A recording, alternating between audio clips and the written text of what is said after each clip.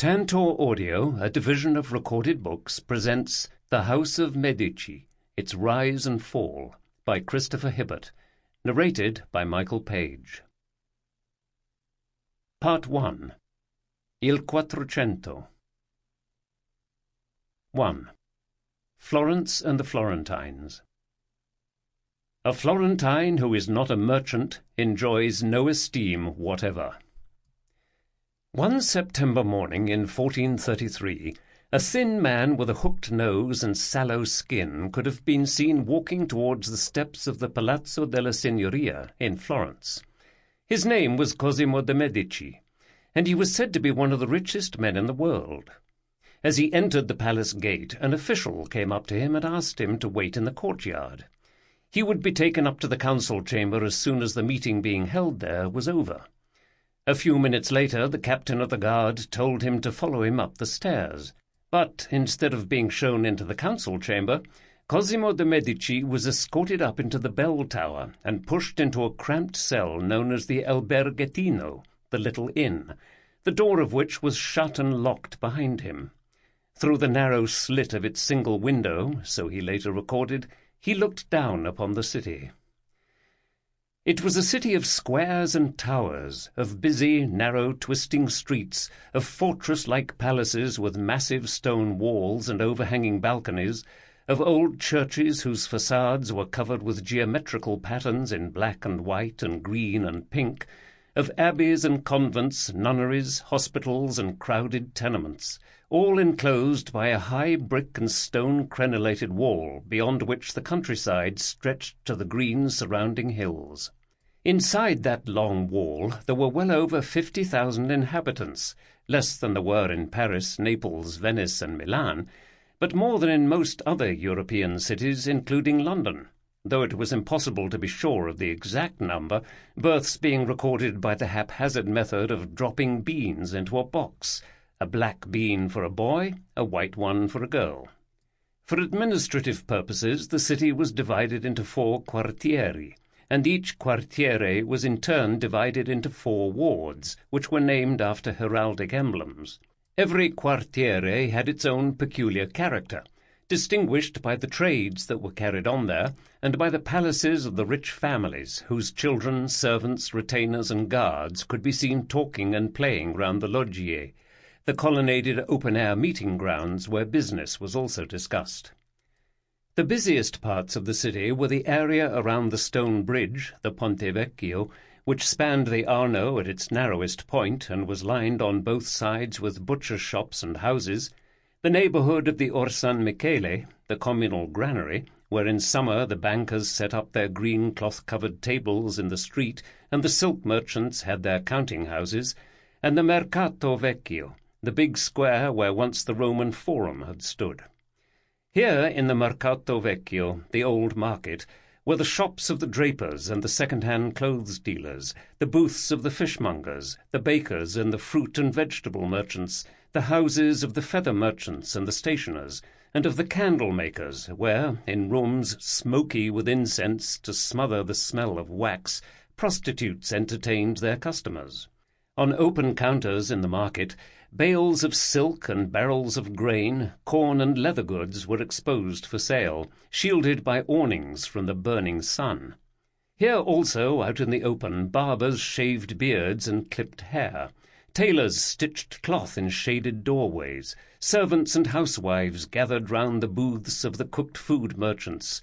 Bakers pushed platters of dough into the communal oven, and furniture makers and goldsmiths displayed their wares.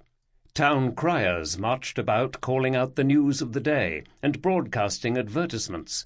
Ragged beggars held out their wooden bowls.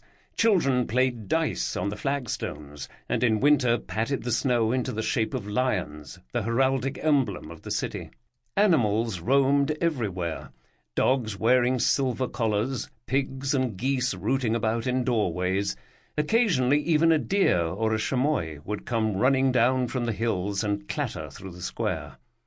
Not many years before, though Dante had denounced their luxurious manners, the Florentines seemed to have frowned upon any untoward display of wealth. They had dressed very simply, the standard costume for all men who were artisans being an ankle-length gown of dark-coloured cloth buttoned down the front like a cassock. Their houses, too, had been unassuming. Even those of the richest families had been furnished with plain wooden tables and the most uninviting beds.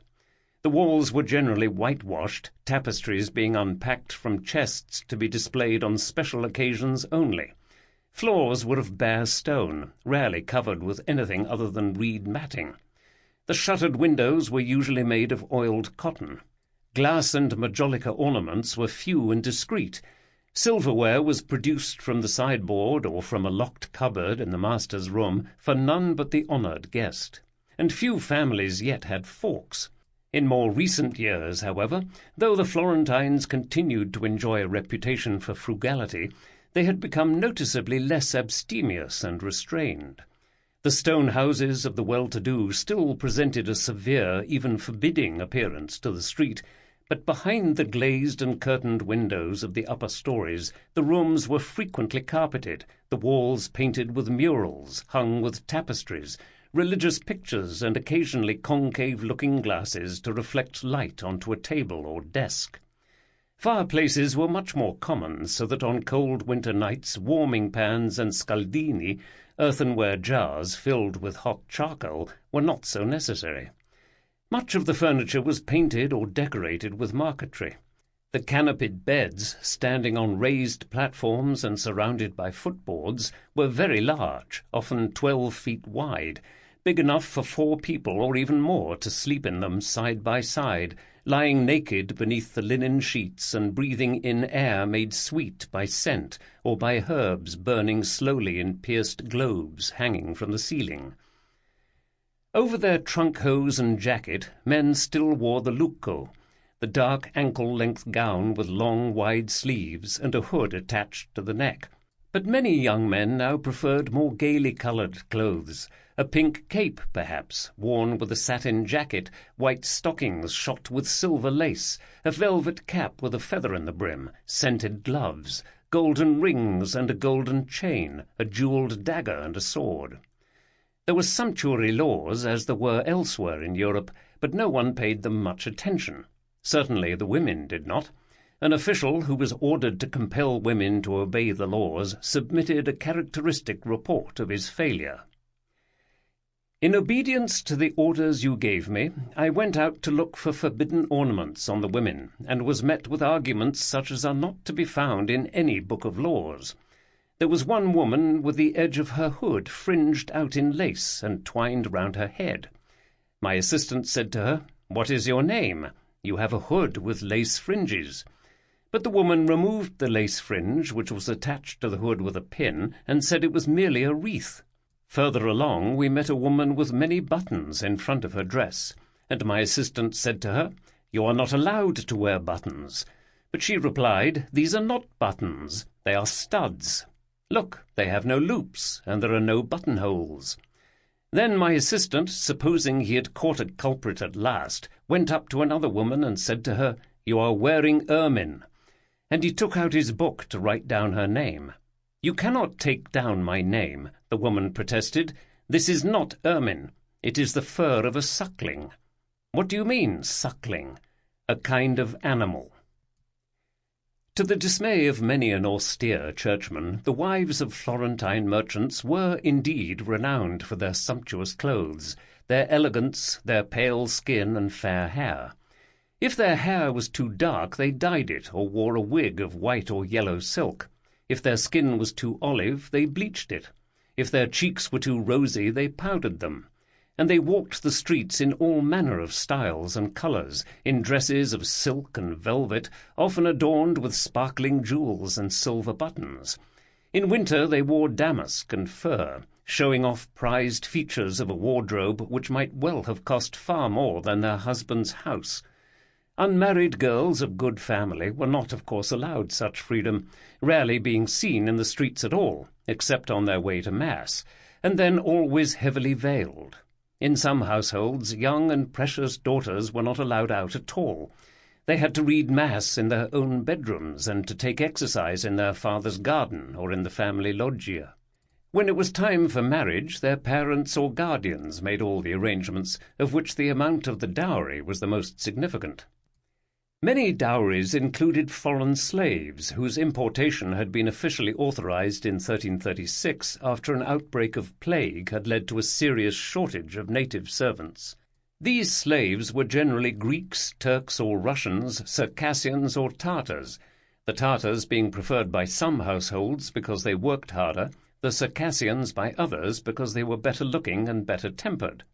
All were expected to be fully occupied from morning to night, as Fra Bernardino, a travelling preacher from Siena, urged housewives to remember for their own good. Is there sweeping to be done? Then make your slave sweep. Are there pots to be scoured? Then make her scour them. Are there vegetables to be cleaned or fruit to be peeled? Then set her to them. Laundry? Hand it to her. Make her look after the children and everything else. If you don't get her used to doing all the work, she will become a lazy little lump of flesh. Don't give her any time off, I tell you. As long as you keep her on the go, she won't waste her time leaning out of the window. Bought quite cheaply in the markets at Venice and Genoa, the slaves were usually young female children who spent the rest of their lives in bondage. An owner had complete power over them to have, hold, sell, alienate, exchange, enjoy, rent or unrent, dispose of by will, judge soul and body, and do with in perpetuity whatsoever may please him and his heirs, and no man may gainsay him. They were, in fact, considered as chattels and classed in inventories with domestic animals. Many of them became pregnant by their masters. The correspondence of the time is full of disputes arising from such inconvenience, and the foundling hospitals were continually being presented with little bundles of swarthy or Slavic-looking babies. At least the slave, hard as she was worked, could generally be sure of eating well, for although she had few legal rights and was often dismissed in documents as a creature of little importance, she was regarded as one of the family and treated as such. In hard times she was certainly better off than the very poor native Florentines, who were sometimes reduced to a diet of dried figs or bread made with oak bark. If she belonged to a moderately prosperous family, she could look forward to sharing their evening meal of garlic-flavoured pasta, ravioli in broth, liver sausage or black pudding, goat's milk cheese, fruit and wine, with an occasional pigeon or a piece of meat, usually lamb, on a Sunday. For the richer merchants, of course, there was more exotic fare. Excessive indulgence was forbidden by sumptuary laws, but, as with clothes, the laws were flagrantly disregarded, and the most was made of every loophole. If the main course was to consist of no more than roast with pie, well then, everything that could possibly be desired was tossed into the pie, from pork and ham to eggs, dates, and almonds. An honoured guest of a well-to-do citizen might be offered first of all a melon, then ravioli, tortellini, or lasagne, then a berlingozzo, a cake made of flour, eggs, and sugar, then a few slices of boiled capon, roast chicken, and guinea fowl, followed by spiced veal or pork jelly, thrushes, tench, pike, eel or trout, boiled kid, pigeon, partridge, turtle-dove, or peacock. For vegetables there was usually a choice of broad beans, onions, spinach, carrots, leeks, peas, and beetroot. Finally, there might be rice cooked in milk of almonds and served with sugar and honey, or pinocchiato, a pudding made out of pine kernels, or little jellies made of almond milk, coloured with saffron and modelled in the shape of animals or human figures. Everything was strongly flavoured. A chicken minestra would be spiced with ginger and pounded almonds, as well as cinnamon and cloves, and sprinkled with cheese or even sugar. Into a fish pie would go olive oil, orange and lemon juice, pepper, salt, cloves, parsley, nutmegs, saffron, dates, raisins, powdered bay leaves, and marjoram. The red sauce known as savori sanguino contained not only meat, wine, raisins, cinnamon, and sandal, but also sumac, which is now used only for tanning. In summer, the main meal of the day in the families of most well-to-do merchants would be served just before dusk at a trestle table near to the open garden door. the guests sitting on straight-backed chairs or, more likely, on benches or the lids of chests, while musicians played softly in a far corner of the room. From such households as these came the men who ruled Florence. Theoretically, every member of the city's several guilds, the arti, had a say in its government, but this was far from being the case in practice. There were 21 guilds in all, 7 major ones and 14 minor. Of the 7 major guilds, that of the lawyers, the arte dei giudici e notai, enjoyed the highest prestige. Next in importance were the guilds of the wool, silk, and cloth merchants, the arte della lana, the arte di por Santa Maria, and the arte di Calimala, which took its name from the streets where the cloth warehouses were to be found. Emerging as a rival to these in riches and consequence was the arte del cambio, the bankers' guild, though bankers still suffered from the condemnation of the church as usurers and felt obliged to adopt certain customs and euphemisms in an attempt to disguise the true nature of their transactions. The arte dei medici speciali e mercai was the guild of the doctors, the apothecaries, and the shopkeepers, of merchants who sold spices, dyes, and medicines, and of certain artists and craftsmen, like painters, who, buying their colours from members of the guild, were themselves admitted to it. The 7th major guild, the arte dei vaccae e pellicciae, looked after the interests of both dealers and craftsmen in animal skins and fur.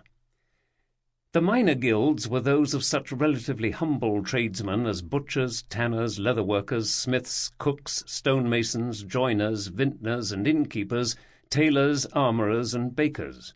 But while a member of the arte della lana would look down upon the arte dei fabbri, the smiths, in their turn, could feel superior to tens of thousands of those ordinary workers in the wool and silk trades, the weavers, spinners, and dyers, the combers and beaters, who, like carters and boatmen, labourers, pedlars, and all those who had no permanent workshop, did not belong to a guild at all, and, though they constituted more than 3/4 of the population of the city, were not allowed to form one. Such deprivation had in the past caused bitterness and occasional outbursts of violence. In the summer of 1378, the lowest class of woolen workers, known as the ciompi, because of the clogs they wore in the wash-houses, rose in revolt, protesting that their wages were scarcely sufficient to keep their families from starvation. Shouting, "Down with the traitors who allow us to starve," they sacked the houses of those merchants whom they condemned as their oppressors, forced them and their elected officials to flee for their lives, and demanded the right to form 3 new guilds of their own. The right could not in the circumstances be denied them, but they did not enjoy it for long. The jealousy of their fellow workers in other trades, combined with the power and money of their employers, soon destroyed the ciompi's short-lived guilds. By 1382, the 21 original guilds were once more in undisputed control of the city, and by the reenactment of the Ordinances of Justice of 1293, which had defined the constitution of Florence as an independent republic, these guilds resumed their manipulation of the government. The government was formed in this way. The names of all those members of the guilds aged 30 or over who were eligible for election to office were placed in 8 leather bags known as borse. Every 2 months these bags were taken from the sacristy of the church of Santa Croce, where they were kept, and, in a short ceremony to which any citizen who cared to watch it was admitted, names were drawn out at random. Men known to be in debt were declared ineligible for office. So were those who had served a recent term, or were related to men whose names had already been drawn. The citizens eventually selected were known for the next 2 months as priori, and the government which they constituted was known as the signoria. There were never more than 9 men in the signoria, 6 of them representing the major guilds, 2 of them the minor guilds. The 9th became gonfaloniere, temporary standard-bearer of the Republic and custodian of the city's banner, a red lily on a white field. Immediately upon their election, all the priori were required to leave their homes and move into the Palazzo della Signoria, where they were obliged to remain for their 2-month term of office. They were paid a modest salary to cover their expenses and enjoyed the services of a large staff of green-liveried servants, as well as a buffone, who told them funny stories and sang for them when they were having their excellent meals. They wore splendid crimson coats lined with ermine and with ermine collars and cuffs, the gonfaloniere's coat being distinguished from the others by its embroidery of golden stars. In enacting legislation and formulating foreign policy, the Signoria was required to consult two other elected councils known as collegi, one, the Dodici Buonomini, consisting of 12 citizens, the other, the Sedici Gonfalonieri, comprising 16. Other councils, such as the 10 of War, the 8 of Security, and the 6 of Commerce, were elected from time to time as the circumstances of the Republic demanded. There were, in addition, various permanent officials, notably the Chancellor, who was customarily a distinguished man of letters, the Notaio della Riformagione, who promulgated the decrees of the Signoria, and the Podestà, a kind of Lord Chief Justice, a foreigner usually of noble birth who lived at the palace, which was also a prison, later known as the Bargello. In times of trouble, the great bell of the Signoria would be tolled in the campanile of their palazzo. Because of its deep, mooing tone, it was known as the vacca, and as its penetrating boom sounded throughout Florence, all male citizens over the age of 14 were expected to gather in their respective wards and then to march behind their banners to the Piazza della Signoria to form a Parlamento. Usually on such occasions, the citizens, having affirmed that 2/3 of their number were present, were asked to approve the establishment of an emergency committee, a balia, which was granted full powers to deal with the crisis. The Florentines were inordinately proud of this system, which, upheld by them as a guarantee of their much-vaunted freedom, they were ever ready to compare favourably with the forms of government to be found in other less fortunate Italian states. Venice, admittedly, was also a republic, but it was a republic in which, so its detractors soon pointed out, various noble families played a part in government which would have been impossible for such families under the constitution of Florence. Florence's great rival, Milan, was under the firm rule of a tyrannical duke, Filippo Maria Visconti. The Papal States, a disorderly array of petty tyrannies which sprawled across the peninsula from Rome to the Adriatic, were in a condition approaching anarchy, while the kingdom of Naples and Sicily was being torn apart by the rival factions of the houses of Anjou and Aragon. Compared with these other states, Florence certainly seemed fortunate to enjoy so commendably stable and democratic a government. But in practice the government was not democratic at all. Not only were the ordinary workers, the minuto popolo, successfully excluded from it, not only were the nobles, the grandi, similarly denied representation in the councils of the Republic, but the whole process of election to those councils was controlled by a few of the richest merchant families, who contrived to ensure that only the names of reliable supporters found their way into the Borse, or, when this proved impossible, that a Parlamento should be summoned and a Balia appointed to reform the Borse, thus disposing of any unreliable priori who might have been elected to the Signoria. In fact, it was a government carried on mainly by the rich and almost exclusively in their interests. To the Florentine merchant, money had a quite extraordinary significance. To be rich was to be honourable, to be poor, disgraced. According to that characteristic Renaissance man, Leon Battista Alberti, the philosopher, poet, athlete, painter, musician, and architect, who came from one of Florence's oldest merchant families, no one who was poor would ever find it easy to acquire honour and fame by means of his virtues.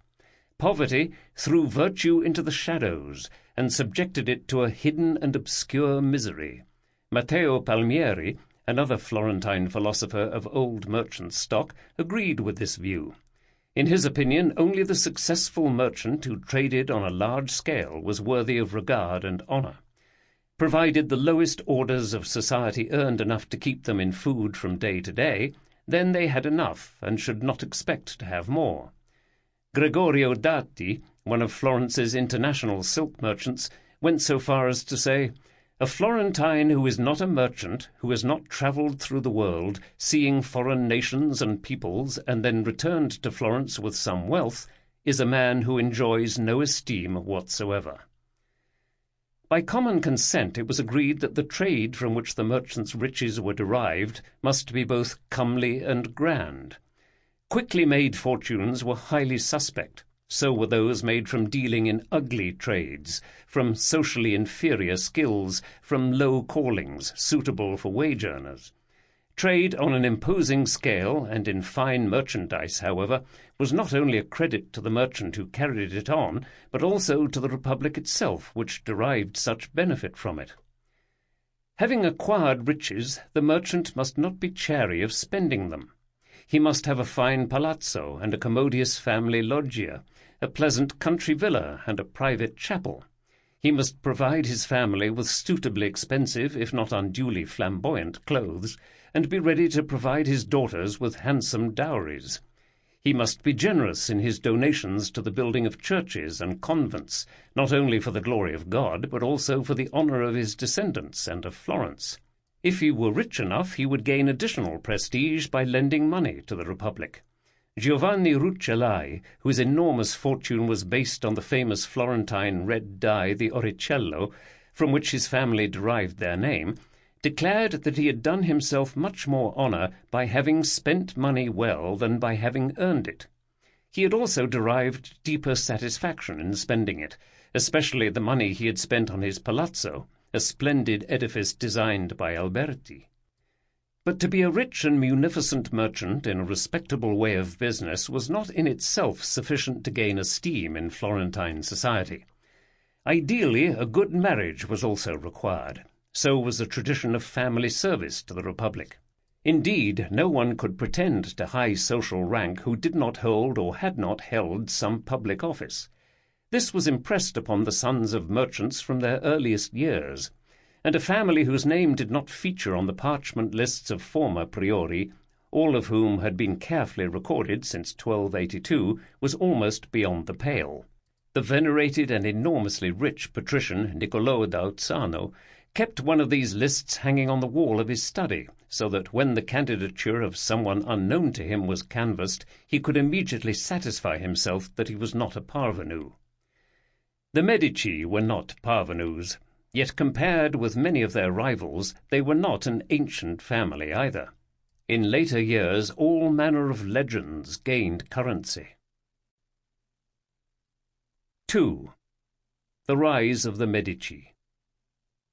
Always keep out of the public eye. It was said that the Medici were descended from one Everardo, a brave knight who had fought under the banner of Charlemagne. This Everardo had once passed through Tuscany on his way to Rome, and in the district to the north of Florence known as the Mugello, he had come upon a savage giant, the terror of the poor peasants of the neighbourhood. He had done battle with the monster and had killed him. In the fight, his shield had been dented in several places by the heavy blows of the giant's ferociously wielded mace, and Charlemagne had rewarded Everardo's bravery by allowing him to commemorate his great victory by representing the dents on his coat of arms by red balls or palle on a field of gold, ever afterwards the insignia of the Medici. More prosaically, and rather more probably, others maintained that these red balls represented pills or cupping glasses, the Medici, as their name suggested, having originally been doctors or apothecaries, descendants of a charcoal burner who had moved into Florence from the Mugello. Yet others had it that the balls represented coins, the traditional emblems of pawnbrokers. What at least was certain was that in more recent years the Medici had been leading lives of quiet respectability in Florence, prospering as the city prospered, and occasionally occupying public office. The first member of the family to become Gonfaloniere was one Ardingo de Medici, who was elected to that office in 1296. His brother Guccio also became Gonfaloniere 3 years later, and had the distinction of being buried in a 4th-century sarcophagus, which was placed outside the black-and-white octagonal church of San Giovanni Battista, known as the Baptistery. Another Medici, Cosimo's great-great-grandfather, Everardo, was elected Gonfaloniere in 1314, but thereafter the family appear to have suffered a decline. One of Everardo's grandsons, Filinio di Conte de Medici, lamented this decline in a short book of memoirs he wrote for his children. He was pleased to say that the family still owned several small houses in Florence, as well as 2 palazzi, an inn, and the half of a palazzo with houses round it at Cafaggiolo, in the Mugello. They were still quite well off, but not nearly as rich as once they had been. Sample complete. Ready to continue?